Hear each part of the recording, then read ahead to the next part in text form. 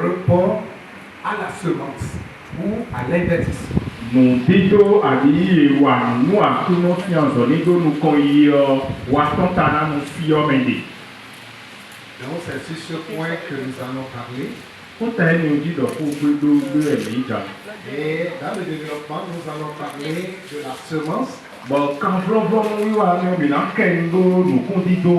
quel genre de semence qu'il faut faire, de quel genre de grain qu'il faut réserver nous allons partir pour pouvoir espérer plus de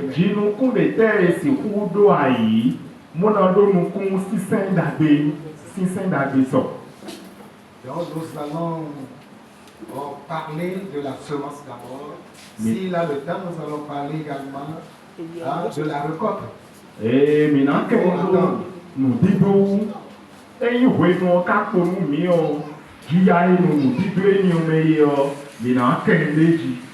pour ce, je vais demander Émile qui a quitté l'église de Kadjem pour venir faire le culte aujourd'hui avec nous, de prier le Seigneur pour nous.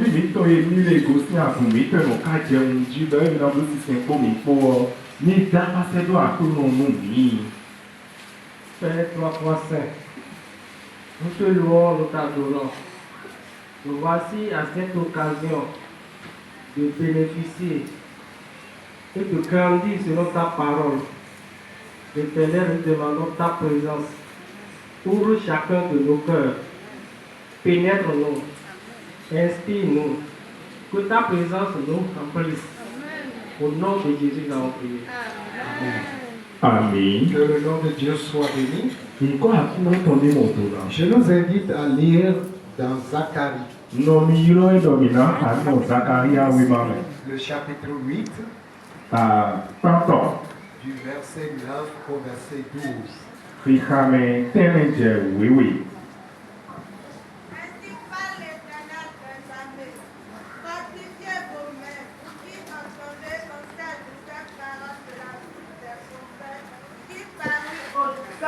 Où furent posées les fondations de la maison de l'Éternel des années, où le temple allait être bâti. Car avant ce jour-là, il n'y avait pas du tout de salaire pour l'homme et point de salaire pour la bête. Il n'y avait point de paix pour ceux qui entraient et sortaient à cause de l'ennemi. Et je lâchais tous les hommes les uns contre les autres. Mais je ne suis pas pour le reste de ce peuple comme j'étais dans le temps passé. Oracle de l'Éternel des années. Car voici la semence de la paix. La vigne donnera son fruit, la terre donnera ses produits, et le ciel donnera sa rosée. Je serai hérité de tout ces biens le reste de ce peuple.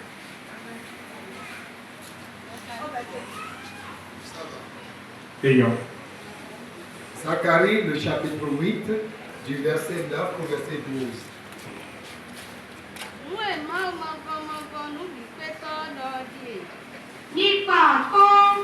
Après une photo nous mida yifon, veille dans les dix, wenwe, et donc si c'est votre dos.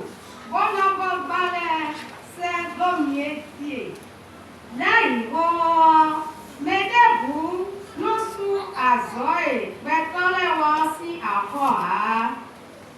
Et quand nous les sous, et quand nous les voici à quoi. Mettez son glas. Donc,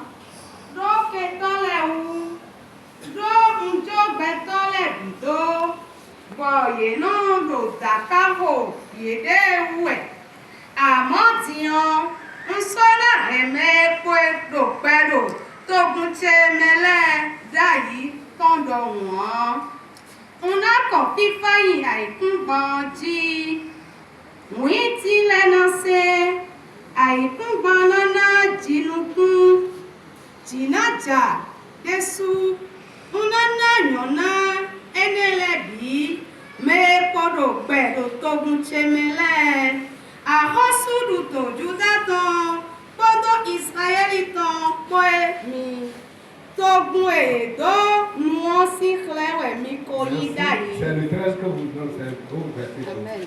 Oui, d'accord, oui, Dieu, il y a mon pédo.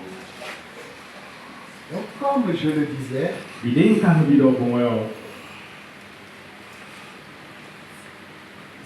c'est sans la semence, nous disons, mais vous, il n'aura pas la prospérité. et si nous connaissons, Sans la semence, nous disons, mais vous, il n'aura pas de récolte. et si tu as, Sans l'investissement, Et il moi- n'aura pas la croissance. et ma soeur, donne, mais mon nom, nous connaissons, à nous coïncider, Et c'est sur ce sujet que nous allons parler ce matin. oui, nous disons que nous devons faire ça.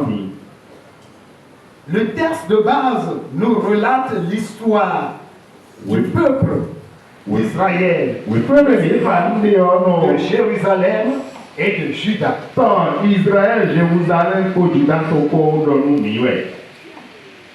Il fut un moment où ce peuple avait désobéi à Dieu et Dieu l'avait envoyé en captivité. Et là, je voulais me battre, vous voyez, les veto, les noirs, qu'on sait, quand nous dit. Et Dieu a permis aux hommes de leur faire du mal. Bon, moi, on a du roger, mais toi, les voyez, ils vont attaquer tout, Mais le temps est arrivé, Dieu les a ramenés. Ainsi qu'on les voit, nous les voit, bon, moi, au plan, il est quoi. Et ils ont commencé à bâtir la maison de l'Éternel. Mais, je m'en vais sur le toit, il dit, mon Dieu,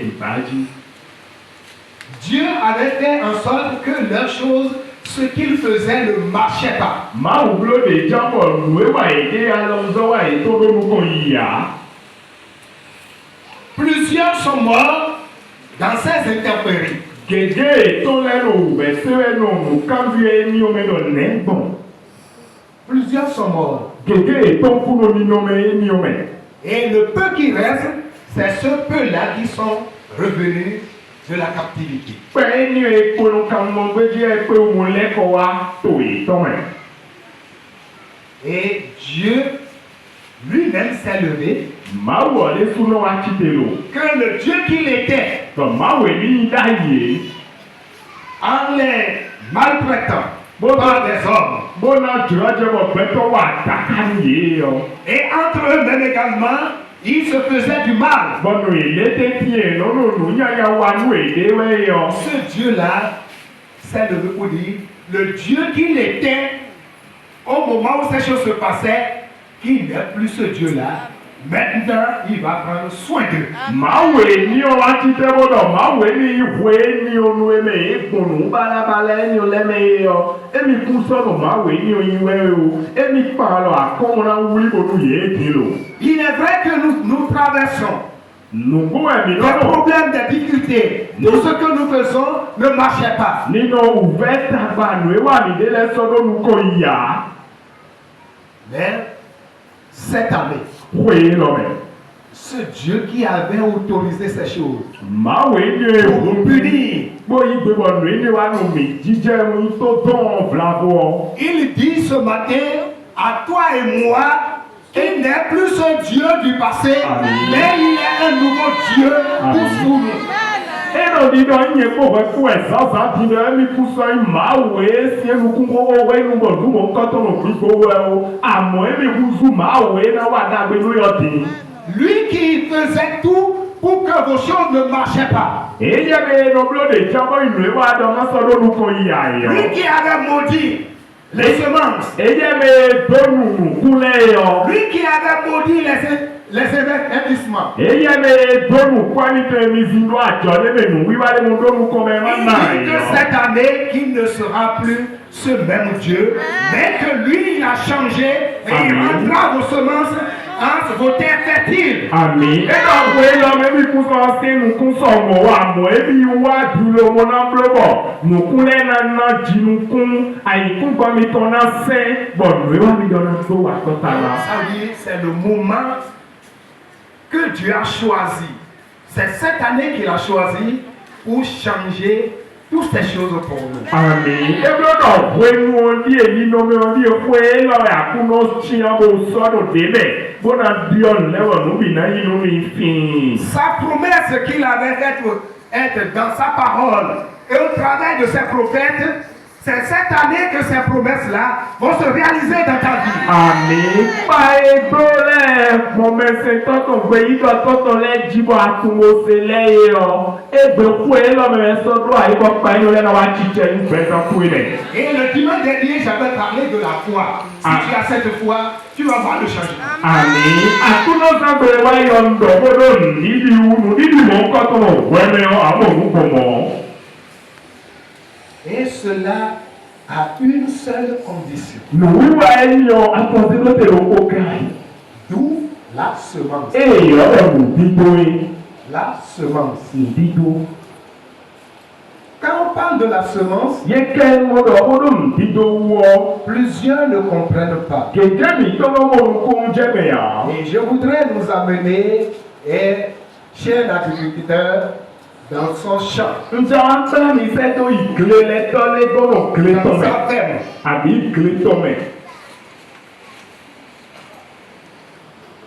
L'agriculteur, en voulant préparer la semence, oh, nous ce qu'il veut semer, dis-nous quand il prépare ça, à quel moment j'aimerais le savoir. N'avons-nous pas des gens qui ont des frères, des sœurs qui cultivent?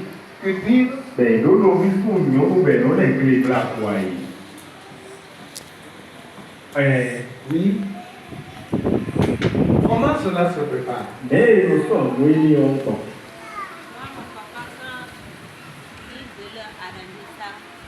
Quand il amène le maïs du champ, il enlève en même temps dedans ce qui est bon et il garde ça avec soin.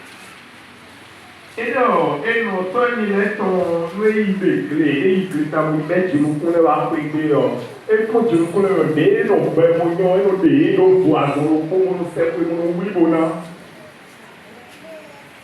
Le maïs là, c'est les grosses épis ou bien c'est les épis chétives? Bon, àgbàdo ìlọ adé ènìyàn àgbàdo ìjẹ̀dẹ̀kẹ́ àtúngótọ́ ìpẹ́ẹ́lí àbídé tó léwu kan tí ọ̀rẹ́ ẹnu lè lò fún àjì. Excusez, le micro. Mais il est vraiment non, il est temps.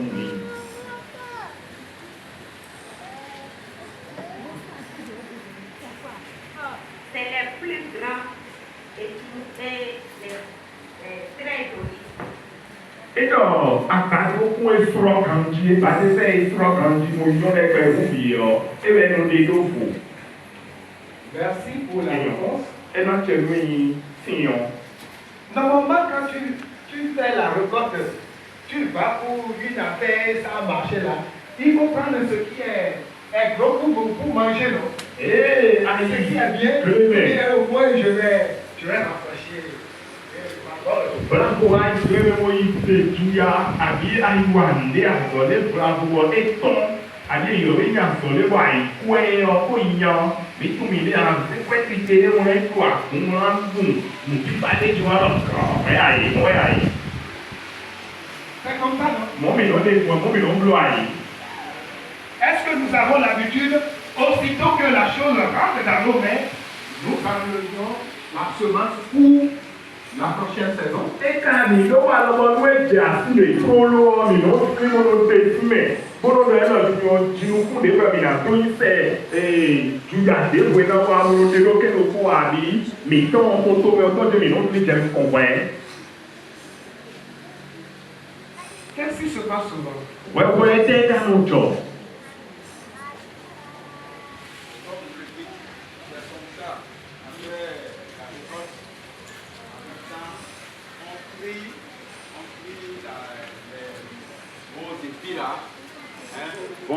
Qu'on garde pour la saison prochaine. Sinon, si vous ne le faites pas, alors avant de faire la semence la saison prochaine, vous serez obligé d'aller acheter. Donc la récolte que vous voulez de faire là, c'est dans ça que vous réservez les gros et les jolis épis qui ne vont pas pourrir à la saison prochaine. Voilà.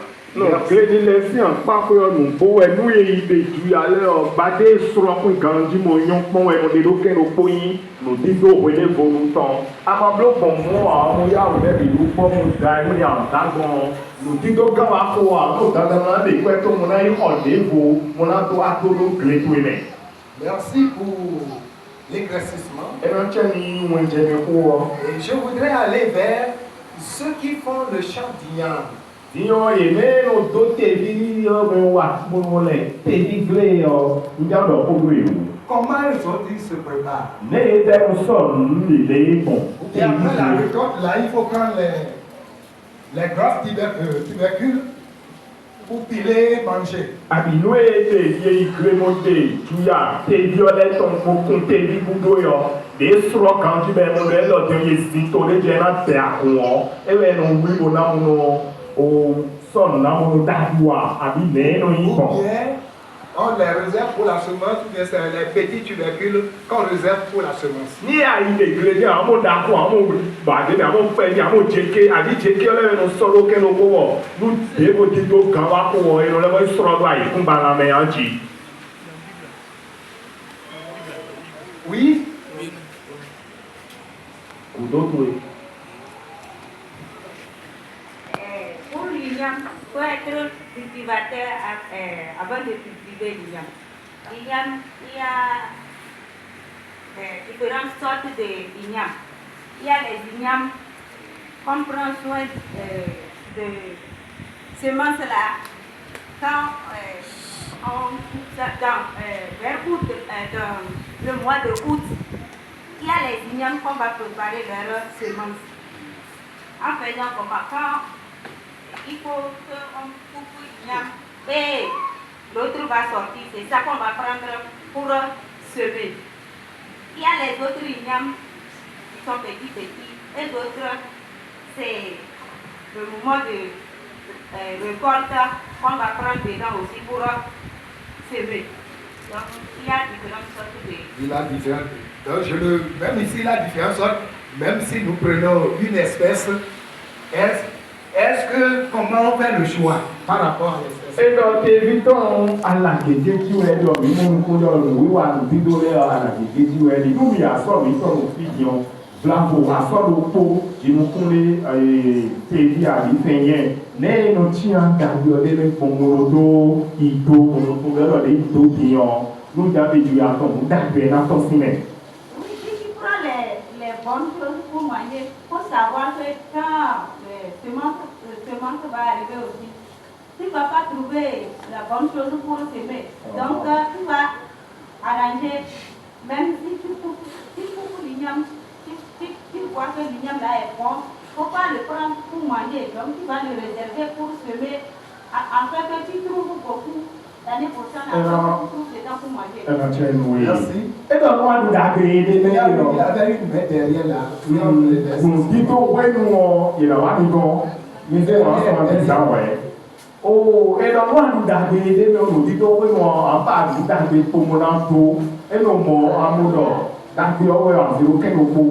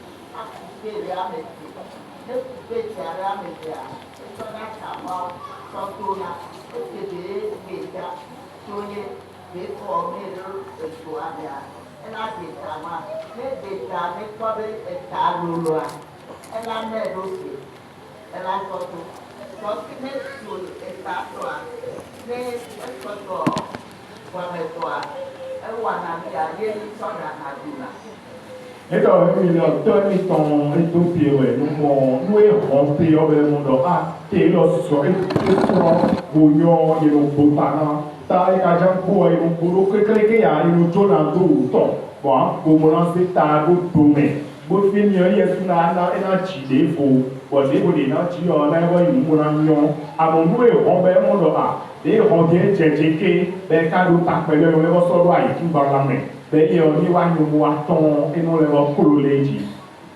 Merci, nous pour attraper le temps. Maintenant, Nous allons nous arrêter là pour les réponses. Donc, nous allons prendre l'exemple de l'agriculteur. C'est au moment de la récolte qu'on prépare la semence.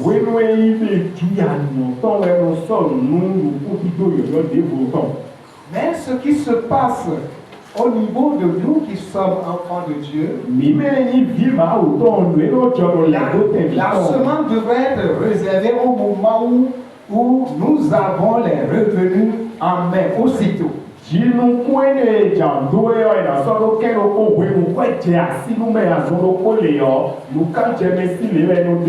là l'investissement qu'il faut dans la maison de Dieu.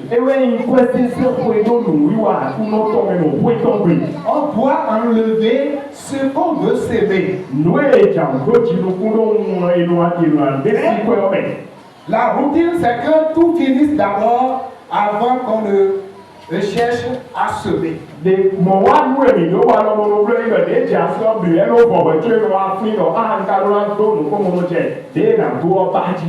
c'est ce qui fait que les résultats attendus ne sont pas bons. C'est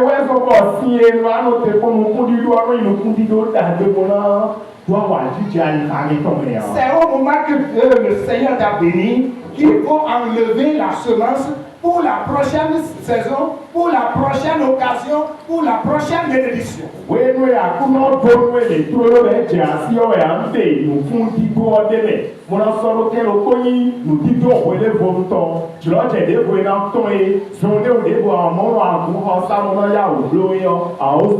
Seigneur m'a béni.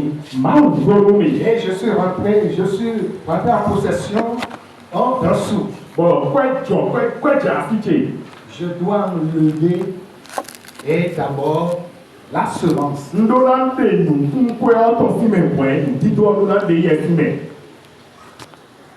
Quand on reçoit une bénédiction, vous allez me parler de ce qu'il faut faire. Ami, la seconde ainsi de suite.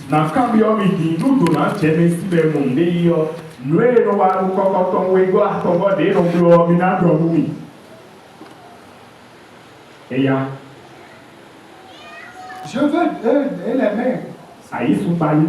Oui. La Bible.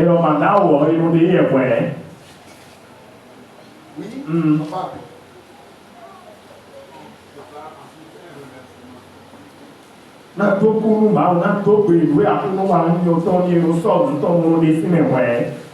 Et après ça,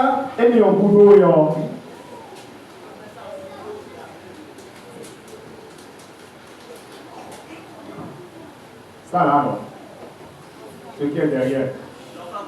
Et nous n'y avons pas si bas, on fait cette eau. Et bien non.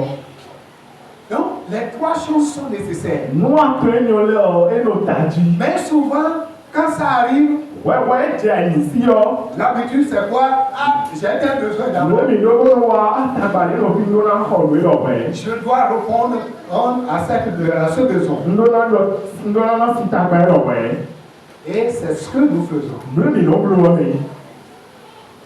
Et c'est ça qui faisait que Dieu nous crée des problèmes et les choses n'allaient pas. Si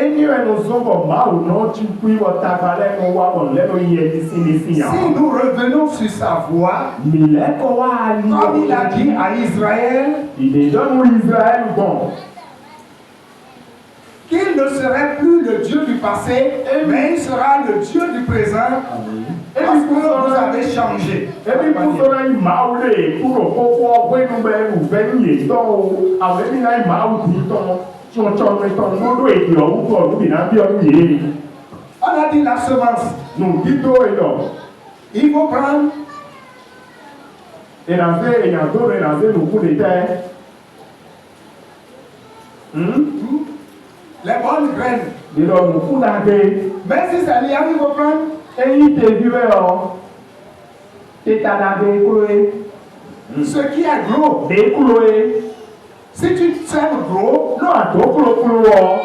donc à la récolte, Sunde jia kwesim jia we mwasu o. tu vas trouver de grosses tubercules. Ọmọ o tèmi wẹ́ à fẹ̀yìn wẹ́ à o dókun wẹ́ à lóye bẹ́ẹ̀ ní tọ́mọ àyíkúgbaná mẹ́nu ọ̀tọ́ lẹ́bi tọ̀bi lọ́yọ́ lu yọ kúlókúló tó iná tó sí àyíkúgbaná mẹ́nu yìí. Je me rappelle quand j'étais au village, je faisais le chant. N fi de ebi n'o kéré tó kó mẹ́mu ló lẹ̀ kéré mọ́. On avait l'habitude de semer des grains de maïs qui ne donnaient pas gros. Mi ló wà lọ́mọ ló tó àgbàdo yìí fún chíkìtì ẹ̀ máa lọ ná kúlókúló àyíkì ló tó. Mais il fut un moment là, je suis allé à la recherche d'une autre graine là. Ewu àjẹmọ́ lọ ẹ̀ o náà yìí bá dé kí ìdè fowó yìí bá káká. Lorsque les autres équipes sont comme ça, celle celui que j'ai cherché, au moins vous allez voir les équipes comme ça. Oh non! Et des feuilles à la fin. Bọ̀dún wẹ̀nu bàdé ọ̀sùrọ̀lì ọ̀dẹ̀ lẹ́nu kékeré báyìí kí wọ́n jẹ́ nílẹ̀ tọ́nu nù bàjàbàjà lẹ́kọ̀ọ́ ló wà máa gbólógbóló.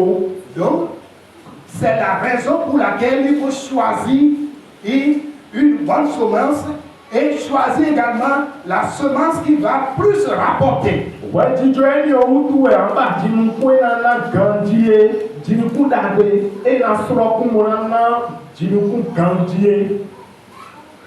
Galate nous dit, ce qu'un homme aura semé, il le moissonnera. Galata wẹ́ máa dọ̀ nù ẹ̀fẹ́ tó ló kó ìdó ẹ̀ ọ́ ẹ̀ náà lè jìnnìkú tó dandan. Si nous semons peu, Eyín pẹ̀rẹ̀ ló mi ló nous wà lọ́wọ́ allons tó wọ̀. récolter peu. Mìnà lè ju ya Si pẹ̀. nous donnons gros, Mìnà kúlókúló nous ọ̀. allons récolter gros. Mìnà lè ju ya kúlókúló.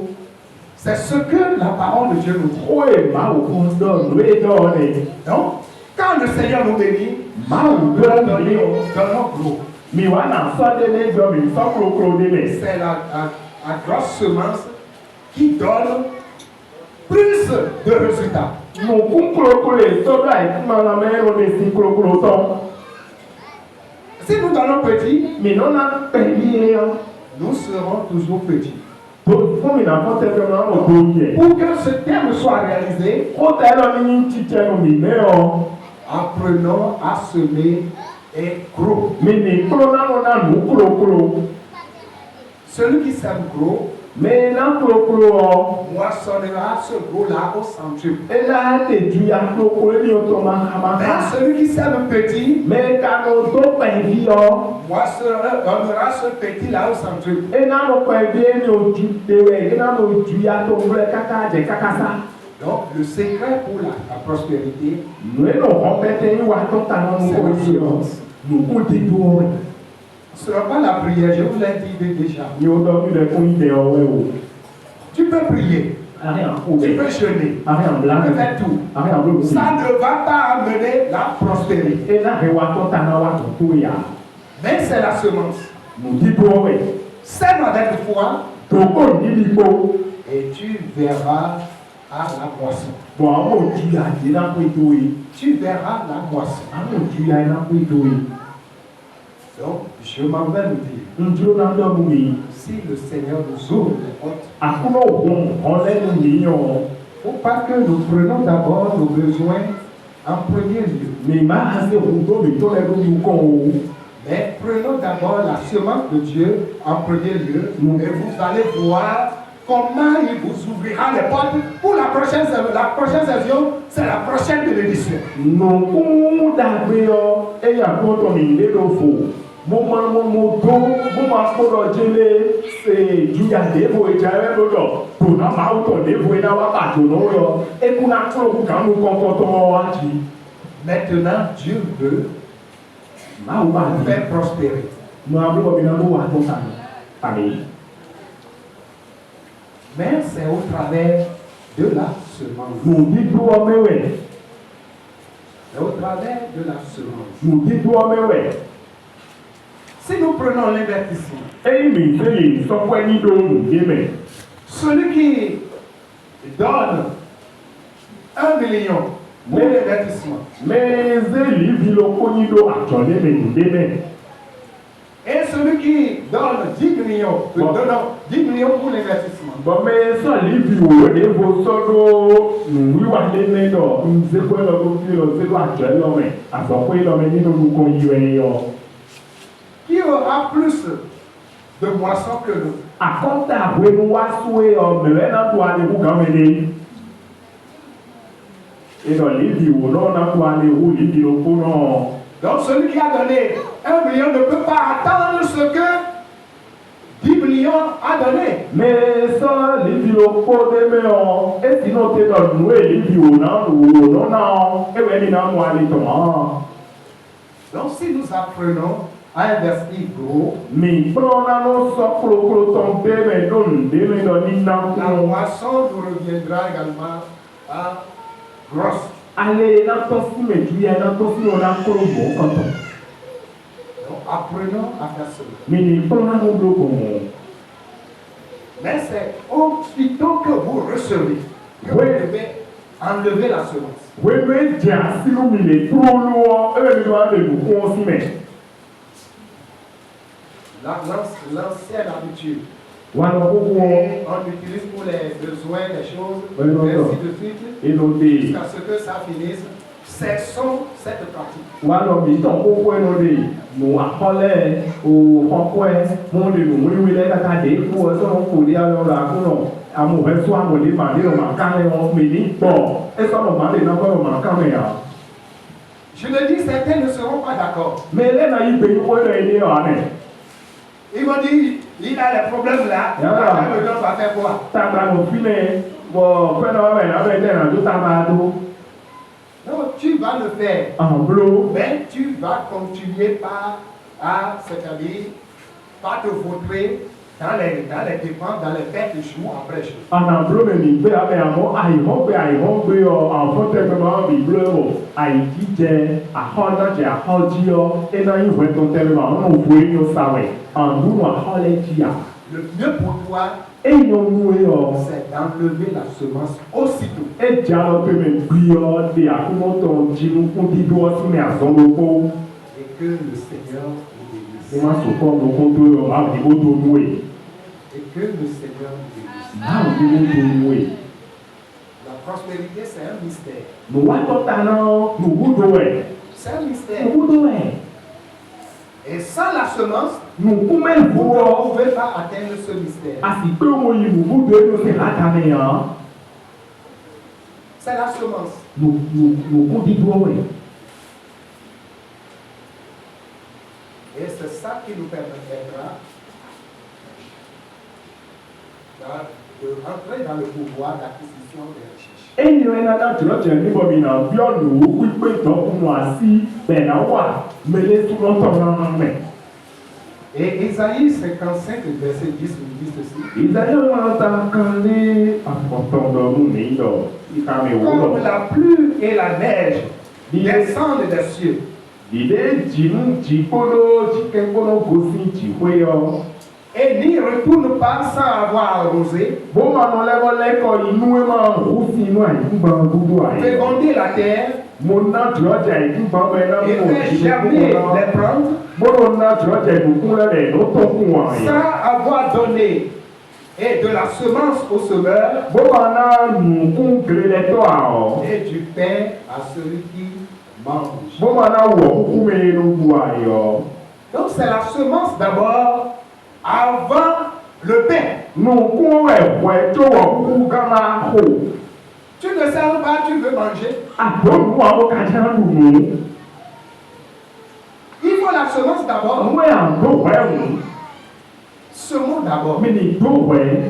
Là, nous allons voir la prospérité. Si vous faites l'inverse, il faut manger Avant de semer, Mi ablo agoton madu wẹ nínú mi tán wẹ tó mo fún yé tán tu n'auras pas de quoi semer. dóòlù yẹ àwọn adótó alọ ìwọ náà dóòlù fún náà ọ. Vous utilisez pour la dépense après. Et enfin, Mais est-ce non. que vous avez de quoi semer? Minondo minongo molo zanyi a nueno tebe na blo le hoya minoblo ai mi ka blo buto ai no asibo minokwe mo atoa. Non. Et nous, Que chacun de vous se réponde. loko mi ton le monjo. Prions le Seigneur. Ni ko le fe ba ko.